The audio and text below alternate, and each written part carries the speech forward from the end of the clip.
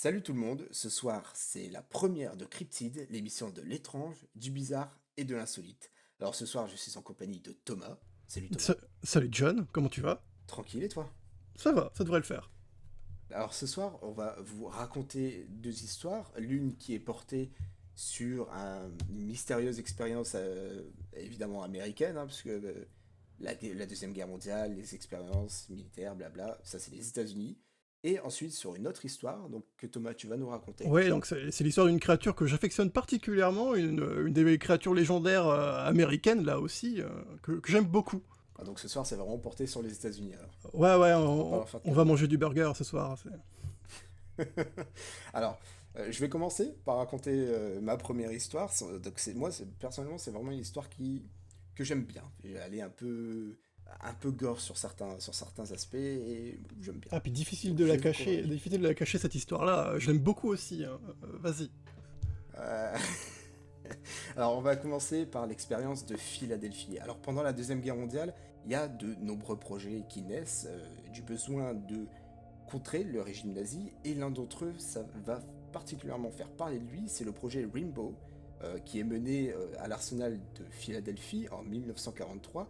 Cette année-là, il y a l'US Navy qui aurait téléporté un de ses navires, ainsi que tout son équipage à l'aide d'un champ magnétique intense. Alors c'est qu'en 1956 que le grand public prend connaissance de cet événement, lorsque le docteur Maurice K. Jessup, un ufologue auteur d'un livre sur les ovnis intitulé The Case for UFO, qui est sorti en 1955, est contacté par le fameux Carl Allen. Alors ce fameux Carl Allen, il va affirmer avoir été témoin d'une expérience menée par la Navy sur l'invisibilité en octobre 1943. Alors on parle d'octobre 1943, donc l'ordinateur n'était même pas encore créé, il n'y avait aucune haute technologie, mais là il nous parle carrément d'invisibilité. Donc là, il nous dit que l'USS Eldridge, qui mouillait au port de Philadelphie cette année-là, aurait été soumis à un puissant champ magnétique qui l'aurait entouré d'un brouillard vert, puis qu'un champ électromagnétique se serait créé autour de lui, comme une sorte de bouclier. Les membres de l'équipage, eux, seraient devenus de plus en plus flous, jusqu'à devenir complètement invisibles. Alors là, le bateau se serait téléporté à Norfolk, donc c'est un autre port qui lui se trouve à 445 km, et tout ça en quelques minutes, parce que quelques minutes plus tard, il serait réapparu. Donc suite à ça, la Navy, elle, aurait voulu faire un deuxième essai, parce que quand on arrive à téléporter un navire comme ça, bah, on est content, donc on veut faire un deuxième essai. Donc là, cette fois-ci, il l'amène au large. Donc là, il lance la machine, et là, ça se passe pas du tout comme prévu. Le bateau disparaît. Il y a ce fameux brouillard vert qui lui, est là, mais le bateau ne réapparaît pas. Et là, 4 heures après, toujours rien. Jusqu'à un moment où il va y avoir un puissant éclair, et que là, le bateau va réapparaître, complètement détruit, fondu dans quelques endroits. Et donc là, bah, paniqué, donc tous les bateaux qui étaient autour pour porter assistance envoient des équipes. Là, toujours selon Carl Allen, hein, c'est une véritable vision d'horreur qui apparaît devant lui. Il voit des corps complètement calcinés, des marins qui ont l'air d'être complètement figés, donc qui ne bougent plus, d'autres qui hurlent à la mort, devenus complètement fous parce qu'ils auraient vu des choses. Alors ça, on verra ça un peu après, hein, mais c'est vraiment spécial. Et là, le truc qui, moi, me glace le plus, on retrouve des marins fusionnés avec le métal. Donc c'est pas un marin, tu vois, coupé en deux. C'est vraiment le marin qui est fusionné avec le bateau. Donc on en retrouve plusieurs comme ça. Il y en a même un où on va devoir lui couper la main pour qu'il puisse se détacher du bateau. Et donc, suite à cette catastrophe-là, évidemment, l'US Navy interrompt complètement le projet. Le projet Rainbow s'arrête là. Et le projet tombe dans l'oubli. Jusqu'à justement ces fameuses lettres de Carl Allen qu'il envoie au docteur Jessup. Donc ce Carl Allen-là, un peu bizarre, envoie plusieurs lettres à ce docteur qui lui est intrigué et lui en demande toujours plus. Sauf qu'un beau jour, on ne sait pas pourquoi, ce Carl Allen-là, il va envoyer euh, le livre qu'avait fait le docteur Jessup précédemment, il va l'envoyer à l'US Navy avec plein d'annotations assez bizarres. Donc l'US Navy, elle, intrigué par la chose, va les contacter, va contacter surtout le docteur Jessup, va l'interroger, et là le docteur va expliquer qu'il a reçu plusieurs lettres d'un personnage qui aurait lui vécu ces choses-là, et donc c'est là où vraiment le public va entendre parler de ça. Sauf que du coup ça va un peu se tasser, il va pas y avoir de choses qui vont aller plus loin. Bon après, quelques mois ou quelques années plus tard, le docteur va être retrouvé mort dans sa voiture, mort d'un suicide. Alors, il y a un brouillard autour de sa mort, donc il se serait asphyxié, donc il aurait joint le pot d'échappement de la voiture à sa fenêtre pour pouvoir mourir. Sauf que bizarrement, le tuyau était extrêmement bien dissimulé, et le docteur ne présentait pas de signes avant-coureurs de suicide. Et là, quelques années plus tard, dans les années 70, il y a Charles Berlitz, qui est un grand amoureux des choses bizarres. C'est un journaliste qui fait beaucoup d'histoires sur les ovnis, des choses comme ça. Et là, lui, il est contacté par James Davis et son ami Alan, qui étaient tous deux aviateurs, et qui lui confie avoir rencontré un personnage. Alors c'était vraiment une rencontre bizarre, hein. Ils étaient sur une île, le personnage est venu vers lui, et ils lui ont affirmé que c'était un ancien officier de la Navy, qu'il aurait assisté à une expérience qui se serait atrocement mal passée en 1943. Il dit que c'était une expérience sur l'invisibilité, qui mettait en place grâce à une énergie pulsatoire. Alors ça, je sais absolument pas scientifique, donc une énergie pulsatoire, qu'est-ce que c'est ça, je sais pas. Mais ils auraient utilisé une sorte d'énergie pulsatoire pour que le bateau, lui, devienne invisible. Et là, quelques temps plus tard, ce même Charles Berlitz va être encore contacté par un autre marin. Lui, là, c'est un marin de la marine marchande, qui lui aurait vu le bateau, donc l'USS Eldridge. Il l'aurait vu apparaître devant lui, sortir d'un nuage, sauf que ce marin-là, lui, il se trouvait où? Il se trouvait à Norfolk. Donc lui dit... Il est plus dans le bateau? Non, alors en fait, c'était un marin de la marine marchande, donc lui il était à Norfolk, tu vois, tranquille. Et là, d'un coup, il va voir apparaître un bateau. Il va le voir apparaître de nulle part. Et c'est ça qu'il dit justement à Charles Berlitz, c'est qu'il était sur le port, avec des militaires, ses collègues, etc. Et là, ils vont voir un bateau qui va apparaître, comme ça, qui va sortir d'un nuage. Donc il dit, lui, que ce serait ce navire-là, et que ce navire-là aurait ensuite, quelques minutes plus tard, complètement disparu. Donc ça étaye les dires de justement Carl Allen, qui lui dit que le bateau aurait disparu, puis se serait téléporté à Norfolk en quelques minutes. Et donc là, on va avoir plusieurs témoignages comme ça, dans les années 70, de gens qui disent qu'ils auraient vu des marins se figer, puis ensuite traverser des murs. On aurait aussi d'autres marins qui, lorsqu'ils voyaient ses camarades se figer, vite courir vers lui pour le toucher, parce qu'en fait, je vous l'ai pas dit, mais l'un des effets secondaires de cette expérience sur les survivants, c'est qu'ils pouvaient se figer comme ça à n'importe quel moment. Donc ils étaient, je sais pas, en train de boire un milkshake, manger un burger, etc., et hop, ils se figeaient. Et il fallait là les toucher le plus rapidement possible, sinon ils allaient se mettre dans un état fixe, et si on ne les touchait pas, ils pouvaient rester comme ça, et même commencer à brûler tout seul, ou alors se congeler et ensuite brûler. Donc plusieurs personnes vont nous rapporter ça. Une femme qui va nous dire que son mari, lui, s'est figé et ensuite qu'il aurait traversé le mur. Donc dans les années 70, on va avoir beaucoup de retours. Et donc là, évidemment, les Américains vont se poser des questions, et beaucoup de citoyens vont envoyer des lettres à l'US Navy pour avoir des réponses, etc.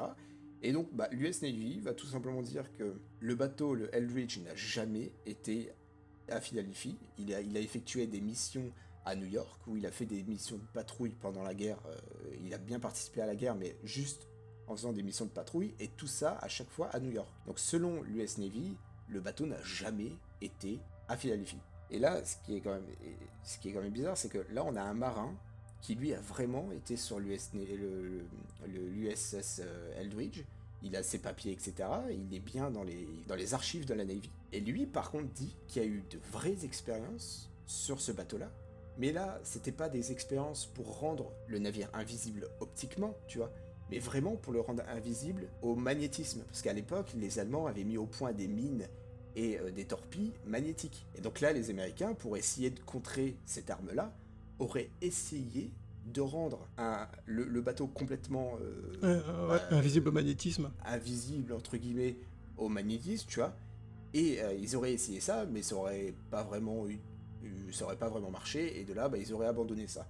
Et donc là, selon ce marin, il y a vraiment eu de vraies expériences. Il parlait vraiment d'invisibilité, mais là, d'invisibilité magnétique.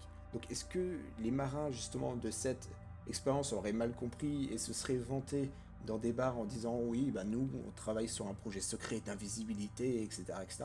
Et ça aurait pu commencer par ça. Donc ça, c'est une hypothèse. Sauf qu'en 1983, un film va sortir sur justement cette expérience. Bon, le film est bof, hein, c'est à la limite du navet, hein.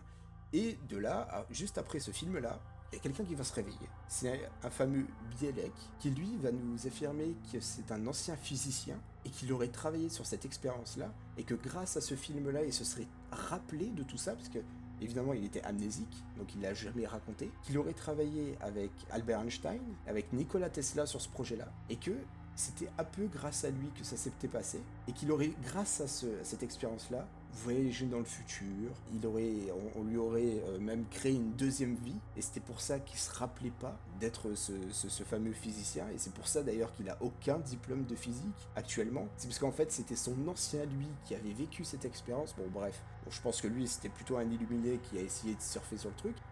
Il a fait énormément de conférences et il a sorti énormément de livres sur le sujet. Bon, donc moi je vais m'arrêter là, parce qu'après si on part sur Bielek, on va sentir un peu le fake de cette personne-là, et je trouve ça un peu triste. Mais vraiment, si on écoute ce Karl Allen et ses autres marins, ses autres témoins, il peut y avoir un doute. Non, c'est vraiment une super histoire. C'est un peu le bouffon vert, mais en version bateau en fait. T'as vraiment la nuée verte qui arrive sur toi, et puis il y a un bateau qui s'est garé devant ta maison. Et c'est ça, et le pire, c'est qu'il raconte, Karl Allen, c'est que à un moment, lorsqu'ils activent justement les machines, etc., il y a un énorme éclair qui vient taper le bateau. Mais ça, évidemment, personne ne l'a vu. Il y a vraiment que lui qui va plus tard le raconter, et bien évidemment, dans les années 70, quand l'histoire va prendre un peu va devenir un peu plus connue, là, il va y avoir plus de personnes qui vont en parler. Mais c'est vrai que, selon lui, il y a eu une éclair qui s'est abattue sur le bateau, une sorte de nuage vert qui aurait entouré le navire, et ça, et là, le navire aurait petit à petit disparu, avec son équipage, pour directement se téléporter à 400 km de là, quoi. Est-ce que c'est vrai? Est-ce que c'est une intox? Personnellement, je pense que c'est un peu tiré par les cheveux, mais c'est vrai qu'on a toujours envie d'y croire, parce que la visibilité c'est cool, et la téléportation c'est encore mieux. Surtout que on a vu que dans la physique quantique, concrètement, la téléportation, ça peut marcher. C'est très long, mais ça peut marcher. Le seul problème de cette histoire, c'est vraiment en fait les marins qui ont survécu. Parce que vraiment, ne pas pouvoir bouger pendant très longtemps, ça aurait pu faire des super hommes statues au milieu de Londres. Et, dommage qu'ils prennent feu. Soit ils prenaient feu, ou soit ils se congelaient, puis ensuite prenaient feu. Ils prenaient feu. Mais toujours, alors là par contre c'est pas selon Karl Allen, mais c'est selon Bielek. La Navy aurait créé une machine spéciale pour justement soit décongeler ou débloquer les marins qui étaient bloqués, pour essayer de nous cacher, pour pas qu'on voit un beau jour un marin complètement figé et se mette à brûler, quoi. Ouais, enfin, le seul truc pour soigner les marins qui se sont figés, c'est de les toucher, c'est ça? Alors oui, il faut vraiment les toucher, quoi. Donc au final, t'as juste à mettre quelqu'un qui a pour but de les toucher toute la journée, et puis c'est bon. Ouais. Je sais pas. Ouais. Bon, si le mec veut se boire une bière tranquille tout seul et qui se met à se figer, et surtout à brûler dans le bar, ça risque d'être un peu compliqué. Au pire, voilà, tu mets quelqu'un qui lui tient la main tout le temps, et puis voilà. Une sorte de babysitter. C'est ça, babysitter de marin maudit. Donc c'est l'expérience de Philadelphie, c'est vraiment vraiment connu, quoi. Mais c'est cette histoire de... Bon, après c'est peut-être un peu glauque, mais c'est vraiment ces mecs qui vont se fondre avec le navire. Moi ça me fait vraiment tellement penser au voyage dans le Warp de Warhammer 40 000, des choses comme ça. Enfin, moi ça me vend du rêve. Donc si on peut faire ça dans la vraie vie, je veux. Non, tu vas être figé avec un truc en métal. Si y a ta tête figée sur un micro-ondes ou un truc comme ça, t'es mal barré. Non, je te parle de la... Comment de la téléportation. Après, si je peux éviter d'être une tête de micro-ondes, moi ça m'arrangerait. C'est pas faux. Voilà, c'était l'histoire de Philadelphie. Donc là, Thomas, toi aussi, tu vas nous raconter une petite histoire. Oui, moi c'est un peu plus léger que des centaines de milliers de marins qui vont mourir dans un bateau quand même. Là, c'est le parfait exemple de l'idiot ne tue pas. Vraiment, cette créature-là, c'est vraiment en fait le symbole de ce truc-là. Est-ce que tu sais quel est le point commun entre une chèvre, un dragon et une chauve-souris? Je sais pas, mais tu vas vite me le dire. Eh bah, c'est tout simplement le diable de Jersey, qui est une des créatures mythiques américaines, une des plus connues, qui est tout simplement en fait un dragon avec des sabots, et une tête de chèvre et des ailes de chauve-souris.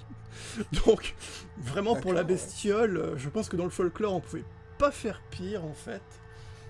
Mais pourtant, cette créature-là est sans doute une des créatures qui a fait le plus parler d'elle, et c'est surtout celle qui a tué le plus de personnes surtout.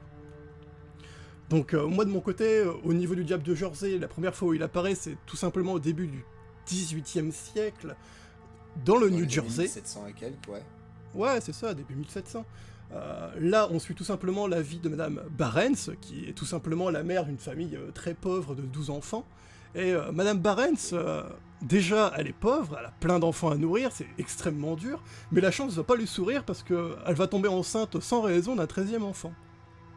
Madame Barents, il n'y a rien qui indique que Madame Barents est mariée, et qu'elle a un mari, et qu'il y a quelqu'un. Okay. Donc, Madame Barents, elle est là du jour au lendemain, elle a un gosse. Okay. Pas de chance. Du coup, Madame Barents, au moment d'accoucher, est assistée par des sages-femmes. Et au moment justement de l'accouchement, ce n'est pas un enfant qui va tout simplement sortir du ventre de la mère, mais c'est une chèvre avec un corps de dragon et des ailes de chauve-souris.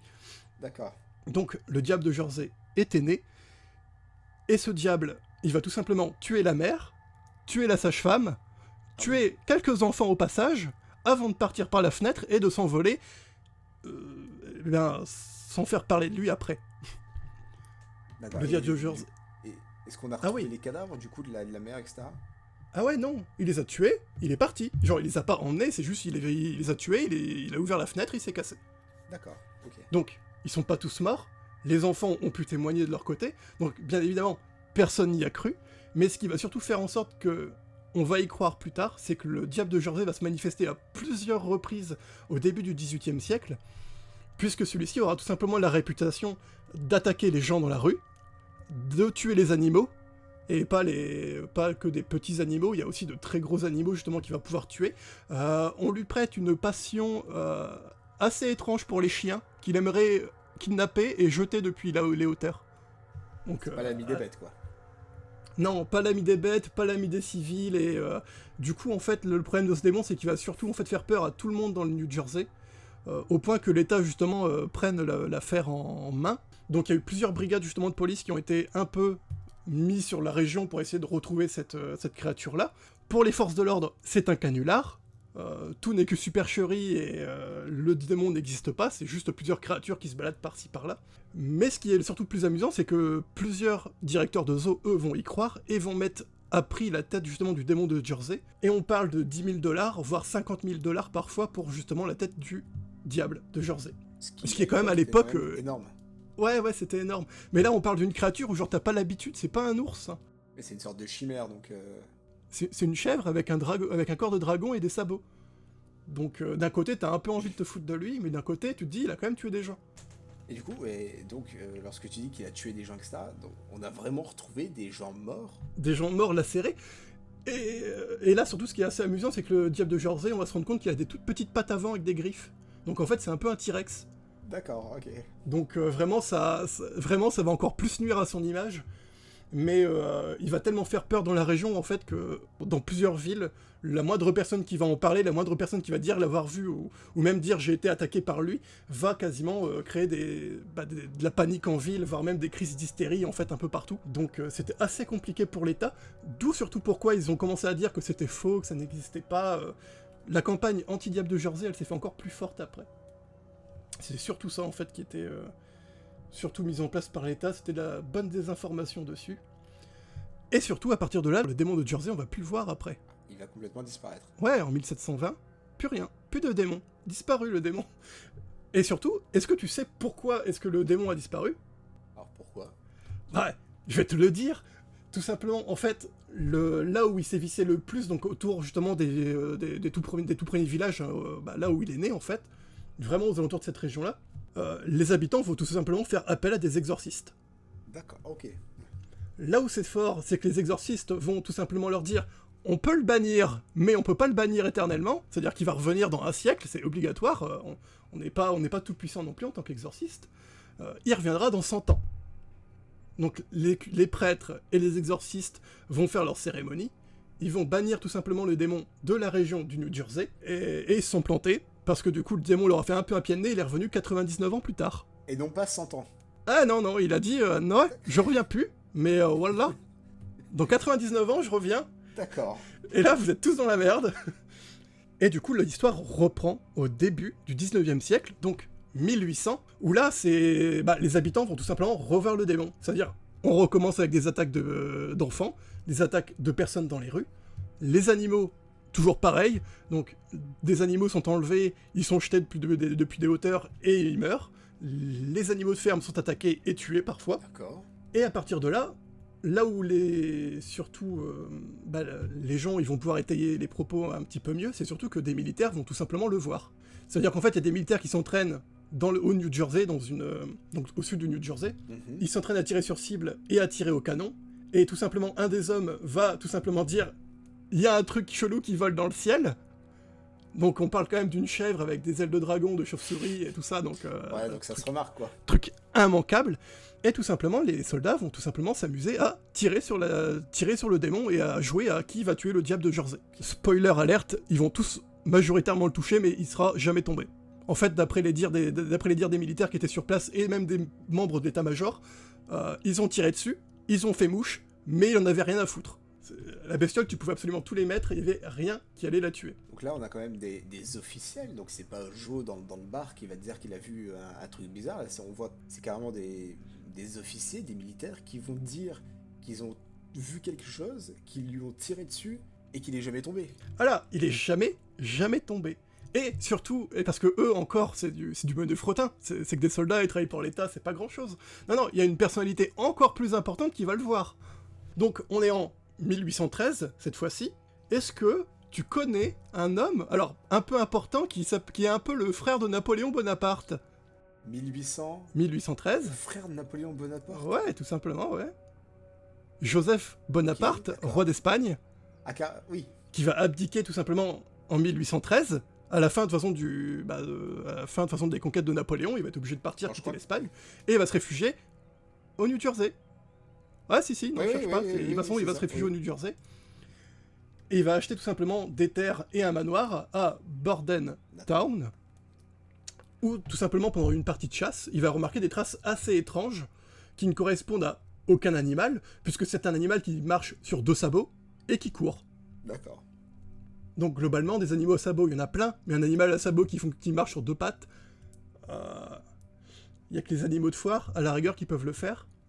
Donc notre ami Joseph Bonaparte, il va foncer dans la forêt, il va suivre les traces, jusqu'à perdre les traces aux abords d'une petite colline, et en se retournant, il va tout simplement voir le démon de Jersey qui lui fait tout simplement face. Ah oui, carrément. Ouais, et là Joseph va tout simplement être pris en fait de panique, il ne va absolument rien faire, il va juste être là impuissant face au démon, qui va le regarder et qui va partir. Donc notre bro compagnon Joseph, il va revenir de tout ça et il va absolument le dire à tout le monde, ce qui va encore plus étayer l'histoire du démon de Jersey. Ah oui, parce que là c'est même plus des militaires là c'est carrément un ancien roi, le frère de Napoléon Bonaparte, qui va lui voir ce démon face à face. Voilà, il va faire un face à face avec le démon, il ne va absolument rien faire, il a son fusil en main, mais il est juste face à une chèvre avec des ailes, donc forcément il ne va rien faire, il est là en train de se dire mais qu'est-ce que... Voilà, Et le démon va tout simplement partir. C'est-à-dire que le démon aurait pu tuer peut-être Joseph Bonaparte un bon millier de fois, mais il ne l'a pas fait. C'est beau. Il est tout simplement parti bon prince et il va s'en aller. Et du coup, Joseph Bonaparte va tout simplement dire, relayer son histoire à quasiment tout le monde, en fait, au niveau du domaine. Ce qui va relancer une dernière fois le mythe du diable de Jersey. D'ailleurs, à Bordentown, vous pouvez y aller, il n'y a plus de forêt, hein, c'est une ville maintenant, il n'y a plus rien. Ça a bien été déboisé avec le futur et tout ça, la ville, c'est parfait. Il a déménagé alors. Mais du coup... Voilà, mais ce qui est cool en fait avec le démon de Jersey, c'est qu'il n'a pas vraiment disparu. Ça veut dire que même encore au XXe siècle, il y avait encore quelques histoires qui traînaient autour du démon de Jersey. Au XXIe siècle, il n'y a rien encore qui étaye la possibilité qu'il soit encore en vie, mais il n'y a rien qui dit qu'il a été tué. Et de toute façon, il a vécu 2 siècles, donc je pense pas qu'il soit vraiment mort en fait de vieillesse, le pauvre. Là, depuis un petit moment, on n'a plus une nouvelle de ce fameux monstre. Non, c'est ça. Les dernières fois où vraiment il a été vraiment accusé d'avoir tué du bétail ou agressé des gens dans la rue, c'était vraiment au tout début du XXe siècle. Et on n'a plus jamais en fait vraiment réentendu parler de lui, sauf à la rigueur. Le problème, c'est qu'on ne peut jamais savoir si les gens disent la vérité, si c'est des ivrognes, s'ils sont fous. Assez Alors, compliqué. on a quand même... Mais moi j'ai envie d'y croire, j'ai envie de me dire, il est vivant, il est encore là, et il y a sûrement une chèvre qui rôde au-dessus de New York et de New Jersey. On a quand même le frère de Napoléon, donc Joseph Bonaparte, et des militaires qui l'ont vu. Donc même si on est un peu sceptique ou autre, on a quand même envie d'y croire. Surtout que même si on ne veut pas y croire, il y a quand même eu des morts. Des gens, voilà. Ouais, il y a vraiment eu des morts. Et un peu plus tard, la plus haute prime qui a été mise sur le démon de Jersey, donc le diable de Jersey, c'était 250 000 $. Pour l'avoir. Quoi à l'époque, c'est... Oui, bon là, on était un peu plus tard, du coup, on était 19e siècle, donc plus tôt dans les années 1800, donc c'est toujours beaucoup. Mais c'était moins quand même que... bon si, c'est toujours quasiment autant, je pense, que les 10 000 $ d'avant. C'est quand même pas mal. Faut voir, je suis pas expert en bourse américaine, dans tous les l'histoire. cas, même si ce monstre n'a pas existé, il y a quand même eu des morts, il y a quand même eu du bétail tué, scarifié, il y a quand même eu des chiens balancés depuis des hauteurs, il y a quand même eu des enfants assassinés, j'imagine des femmes ou des hommes. Donc dans tous les cas, même si ce monstre n'a pas existé, il y a quand même eu un serial killer quelque part, quoi. Ouais, enfin, quand t'es dans la rue avec ton petit chien, qu'à un moment tu le vois plus, puis que tu le vois tomber devant toi, tu te dis, genre, serial killer ou pas, il est quand même badass. Hein. Ouais, bon. Bon, après, on sait qu'il y a des très gros oiseaux qui sont capables de prendre des animaux et de les jeter depuis des hauteurs, mais ça arrive rarement en ville, et ça arrive rarement quand il y a des gens, en fait, autour. C'est surtout ça. Et puis surtout, moi, ce qui me dit que l'histoire est belle, c'est surtout tous ces dignitaires, ces militaires qui l'ont vu, qui ont tiré dessus, Napoléon qui l'a vu, Et ce qui est beau en fait avec ce cryptide-là, c'est que c'est une des créatures où en fait il y a le plus de personnalités haut placées qui l'ont vu. C'est une des créatures en fait quasiment qui a fait beaucoup de morts, parce qu'en général les cryptides ils tuent simplement des animaux et ils vont tuer que quelques personnes. Là on parle vraiment quasiment d'une hystérie générale sur à peu près un siècle, ou deux, sans compter les fois où il a complètement disparu sans revenir. Et c'est une chèvre. Enfin, sérieusement, quand même, on aurait quand même pu avoir un démon qui était quand même un peu plus stylé, mais non, c'est... Encore une fois, c'est juste un T-Rex avec des ailes et une tête de chèvre. Je pense que c'est cette image qu'on va pouvoir se quitter là. Donc sur l'image d'un... Ah ouais, si tu peux mettre l'image... T-Rex, mi-chevreuil, mi-dragon, moi je trouve ça magnifique. On va pouvoir se dire au revoir et surtout se dire à la semaine prochaine.